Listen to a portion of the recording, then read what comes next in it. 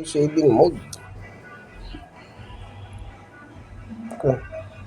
So ito, pinakuluan ko na to, itong mga potato, binoil ko yan. Hindi dapat masyadong malata. Galing to ng Baguio. Okay. Tapos, palamigin ng konti, iwain natin ng square. Ganito lang kalaki. Huwag masyadong durog. Para maganda. Hindi ko na binalatan. Kasi para masustansya naman yung balat eh. Kaya lang pag lumalabas ng ganyan, tanggalin nyo na. Ayan. Iwain natin ha. Kunin uli natin to. Bilisan natin. Hiwa lang. Hiwa. Ganyan lang siya ka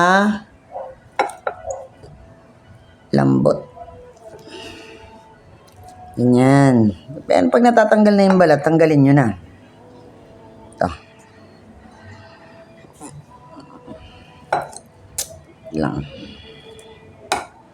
Ayan. Ayan. Malinis tong kamay ko Napakita ko lang. Actually, first time ko lang din tong ginawa. Try lang. Try. Hanggang sa ma-perfect. Ayan. Masarap. Ayan. Iwain natin to.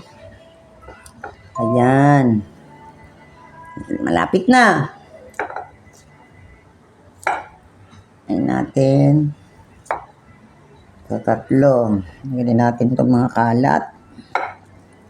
Okay. So, ayan na. Ito yung last piece. Lagyan natin ganyan. Uy, tumalsik. Pagkatapos, yan ay itsura niya, no? May variation yung kulay. Lagay natin ngayon ang chicken.